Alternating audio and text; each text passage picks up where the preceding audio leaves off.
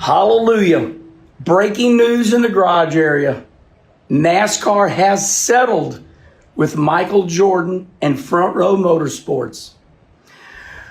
Whew. Deep breath, everybody.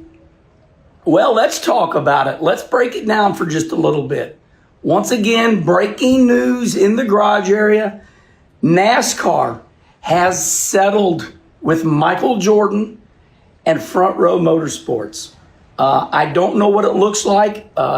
These settlement agreements could be private. I know we all are nosy. I want to know who got what. But it's fair to say that Michael Jordan and Front Row Motorsports got what they wanted, or else they would not have settled. Just think about it that way. They got what they wanted, or else they would not have settled. Or they righted the ship. What that means is the teams are going to get more TV money, right? Because that's what they really wanted. And, they most likely got permanent charters, maybe an evergreen permanent charters, meaning that, like Roger Penske said, when NASCAR does good, everybody does good. When NASCAR does bad, then everybody gets less money. So, this morning we did Coffee with Kenny, and that's the very first thing we said. Hey, there could be a settlement because the judge said to the jury, could you give us an hour? I might be able to save you 2 hours. But we all thought, well, it looks like the sport's going to be saved. You can see it in my face. I'm happy. Man, oh man, what a son of a bitch that has been, huh, race fans?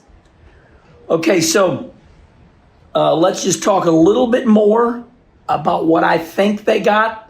Okay, now we're at a bar.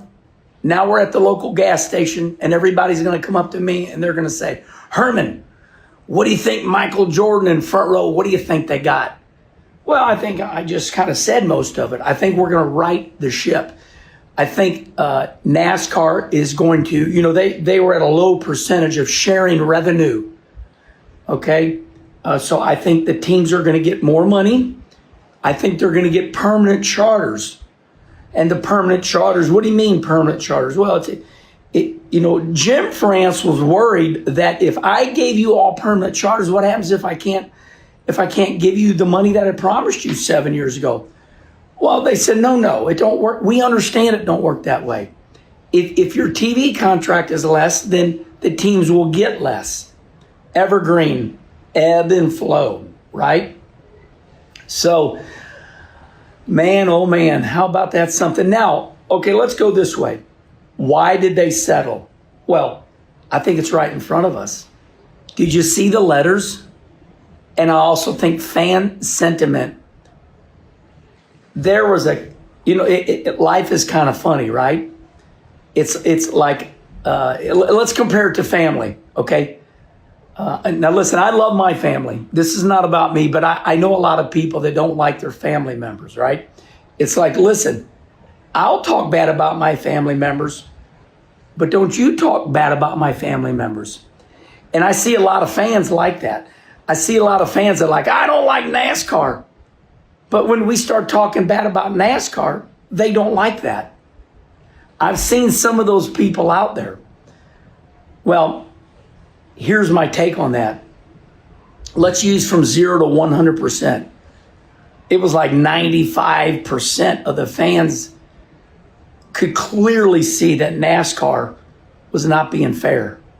I mean, the media, and I think these are my keys.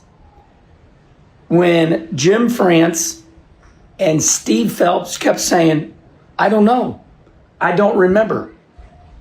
Come on, guys, let's de-bullshit this a little bit. When Jim France and Steve Phelps said, I don't know, I don't remember, that means they don't want to talk about it. That was not good, okay? That's key number one. When your leaders, when the owner of NASCAR and the president at that time, Steve Phelps was the president at that time. By the way, this is a key takeaway, what I'm going to say. Steve Phelps, when I see you, I'll give you a hug. But buddy, if you got a job after this, I'll be shocked. I don't know how you're going to ever overcome that. I'm going to steal one out of Mark Martin's page. how does NASCAR overcome this? I think I'm going to answer that right now. How does NASCAR overcome this with the fans that are so angry? Number one, show humility. Do a big press conference and say, look, this is behind us. We had a misunderstanding. We've corrected it. And get all these car owners to come out now and go, look, we're happy with NASCAR. We had a family dispute, just like all of you have family disputes, and we fixed it. So it sounds to me, like happy days are here again. And it's all settled, everybody. And, but once again, getting back to these key moments, we just now talked about Steve Phelps, Jim France saying, I don't know, but I think another one was yesterday was pivotal.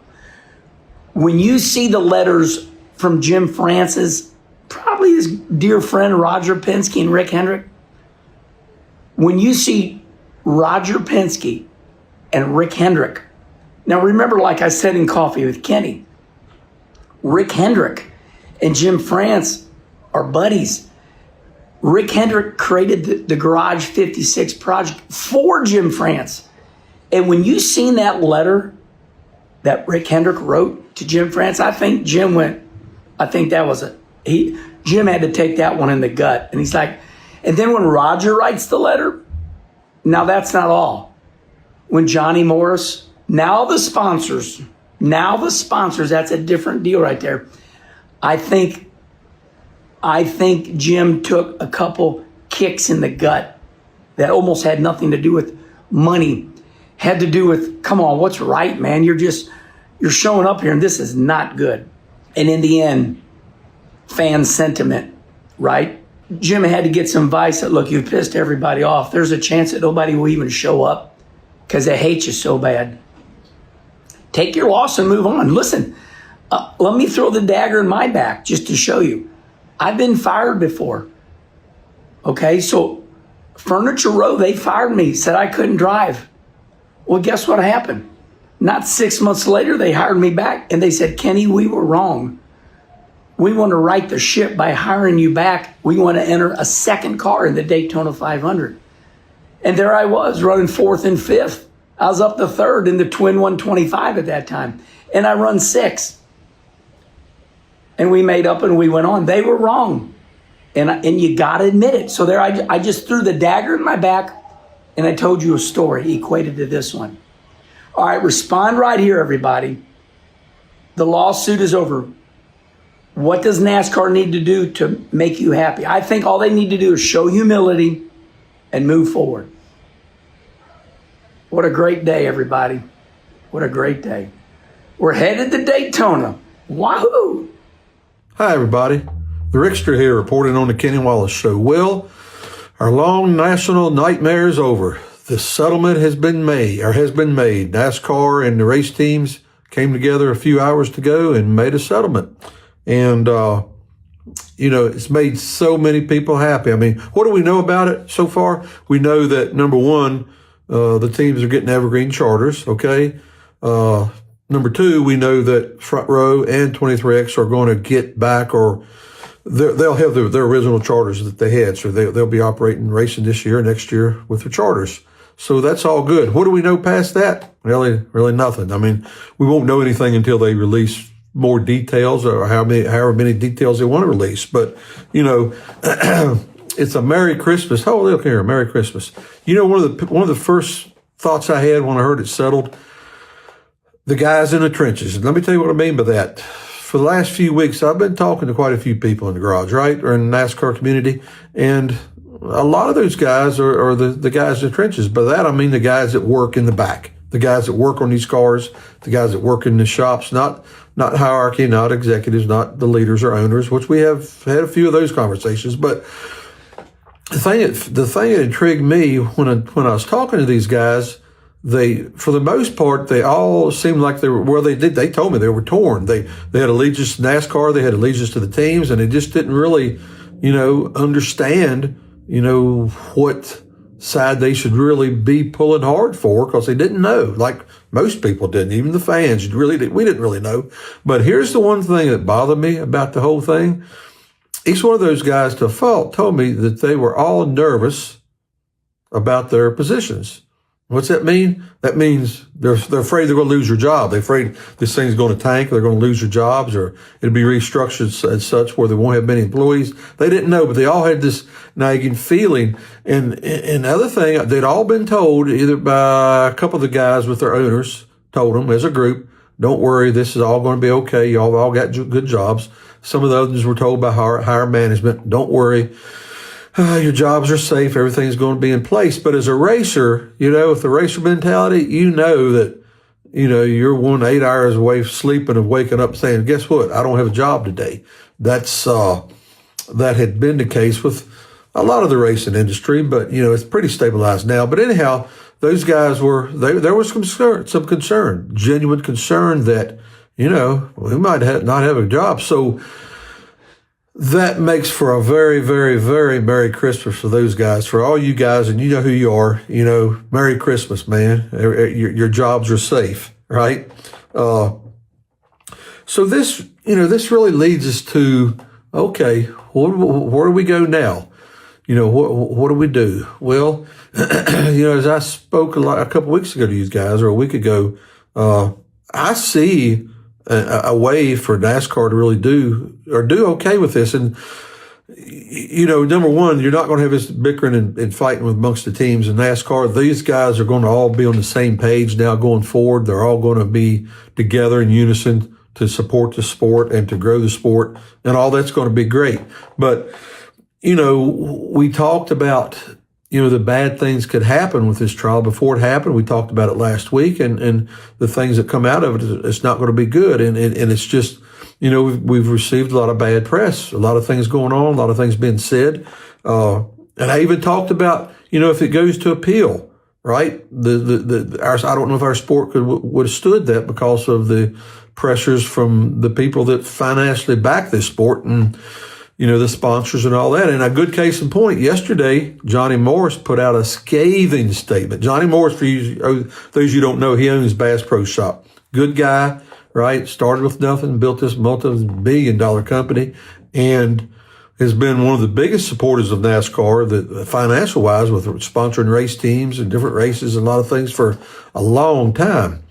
And he put out a scathing statement yesterday, and it was really based around the remarks that Steve Phelps made about Richard Childress. And,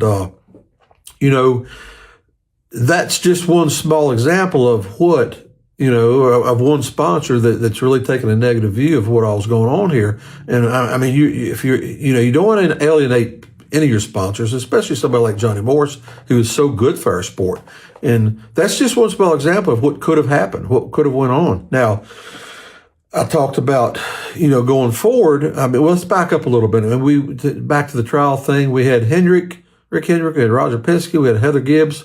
Those all came forward with their letters that they shared with Mr. France about wanting these permanent charters. Richard Childress was on the stand, pretty specific about what he thought we needed, and that was permanent charters. So that was a big thing, and everybody got that. All right. It looks like they settled on that, which is good.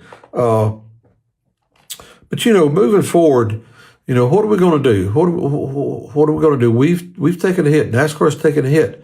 And again, I go back to this, and the big thing is Phelps' remarks about Childress. Well, NASCAR, in my opinion, they have a perfect opportunity to maybe not completely right the ship, but really come out of this thing better. They're already going to have momentum. They're going to have all the teams behind them. Everybody's going to be working towards the same thing. But some of these issues are going to have to be addressed, right? And again, it's going to take a couple very tough decisions on NASCAR's part. And then, just talk about, the error of our ways. We looked at things. We understand the error of our ways. We know, all of us, and me, especially me, I know NASCAR their intent is to always grow the sport and make it great. But no matter who you are, what you do, sometimes you stumble. And a few of these areas, there's no doubt NASCAR stumbled, and they're aware of that. But I think they could take all of this with a couple very tough decisions to make, and just eat a little bit of humble pie. We erred in our ways. We want to go forward. We want to gain fans. We want to take care of the fans we've always had. And to do that, we got to address what we did wrong. And, they can do that. I mean, there's no doubt they can do that. Now, if they do that and, really publicize, what they did, what they're doing, what they've done, and go about their deal, the thing could get good again. It could get very good. I mean, as Mr. France said on the court steps outside the courtroom, we get back to what we do. That's doing our business about the racing, concentrating on the racing. And I thought it was pretty striking, his remarks on the courthouse square, courthouse steps. This has taken so much of their attention away from what they should be doing, and that's paying attention to the sport and what's good for the sport. I thought it kind of funny or neat, really happy that the video of all those guys in front of the courthouse. I mean, you had Michael Jordan, you had Jim France, you had Denny Hamlin, you had Lisa Kennedy France, you had all the lawyers, and everybody was smiling and grinning. Everybody was happy and grinning and smiling. And that kind of tells you that, maybe everybody thought, man, this is not working out in any of us' favor. We've got to fix this. And, and for all the critics of Michael Jordan, all right, Mike come in with his way of doing things in the NBA and what he saw and thought he could help the sport by changing some of it in his way. From Jim France's side, his family, his daddy started, his brother ran it, his little nephew ran it for a while. He's been running it for a few years. It's been a very successful company for 70 or 80 years. And the way they do things has always been successful and no need to change. Well, these two got together and it seems like right now, on the outset, it seems like, we've achieved something that maybe we never would have achieved, and that's something that makes everything better. That's what we want. And for the critics of Jim France, I can tell you this: Jim France is a good man. He's a good man. He's an honest man. I'll tell you a real quick story. 1990 or sometime by rookie time in the Winston Cup division, Winston in those days, we're Daytona, and I walked through the garage area right there near my car, and a fan walks up to me, starts talking, a little guy, and not large in stature, he's got a ball cap on, and he starts talking to me as a fan and asking me different questions, and just really talking about my car and what I think and this, that, and the other. Pretty neat little conversation. And he walked away, and I walked to my garage, and those guys said, one of my guys said, "You know him?" I said, "Who?" They said, "The guy he's talking to." I said, "No, I don't know him." "You don't know who that is?" I said, "No." They said, "Well, that's Jim France." I said, "Who's Jim France?" Right? That's how unknowledgeable I was at the time about these things. But then over the years, just watching him, he's always been in the background, been real quiet. Again, his brother and his nephew ran the thing for years, and once all that went away, he had to step in and take this thing over.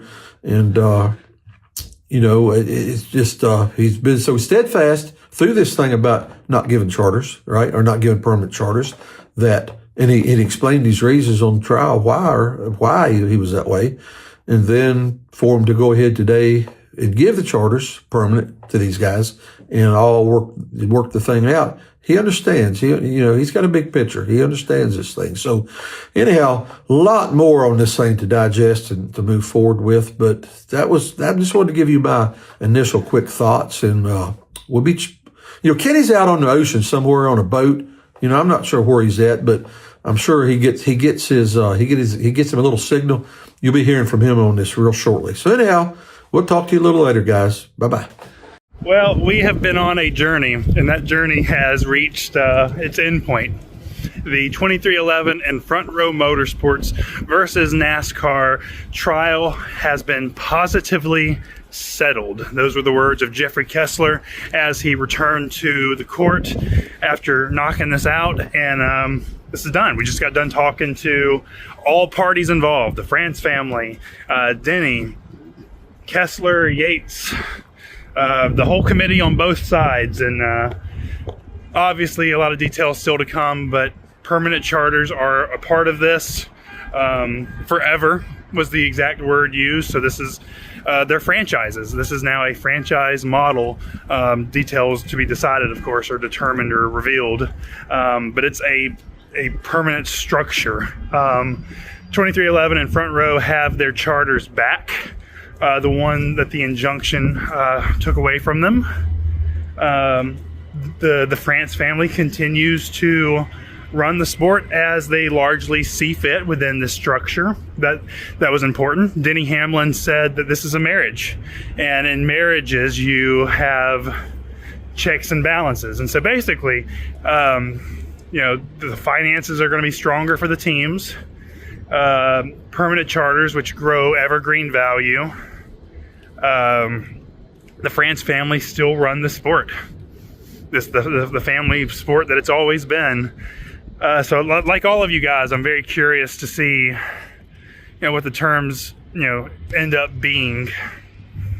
But I think, my gut feeling, a lot of people have asked my opinion all year, what do I think? And I've said that the NASCAR industry is at too perilous of a point in its history and existence to where TV ratings are not where they want it to be. Anyone wants it to be. There's frustration over race formats, championship formats. Owners are mad at the series is mad at the owners. People are mad at fans. People are mad at media. It's really hard to grow this industry when everyone has so much animus for each other. And as you often see in trials with settlements, both parties walked out hand in hand, shaking hands, lots of hugs, dapping. Listen, it's not going to be pretty. Most marriages are not pretty, right? It's real, and there's going to be disagreements. But in this moment, NASCAR, 2311, Front Row, and all the teams are going to enter a new paradigm. And I suspect that the teams will have stronger governance in this. NASCAR is probably going to still have some degree of final say. Again, haven't seen the settlement yet. But to me, the most important takeaway now, heading into 2026, is that we can figure out our race formats, our championship formats. We've solved the charter issue. We've solved the lawsuit. It's time for the industry to figure out what is the best way to move forward and grow the sport of NASCAR and premier stock car racing. Say goodbye to the court. Last time we're going to look at it for this trial. I might come back for the Kyle Busch trial. We still need to determine what's going on with the Richard Childress thing. That's something that NASCAR lawyers were still asked for, wanting to know where that was, where that came from, the source on that. That's not a done deal yet either. Let's not gloss over that. But in this moment, approaching lunchtime on Thursday, day 8 of the trial, day 9 of the trial, 2311 and Front Row Motorsports versus NASCAR has been positively settled.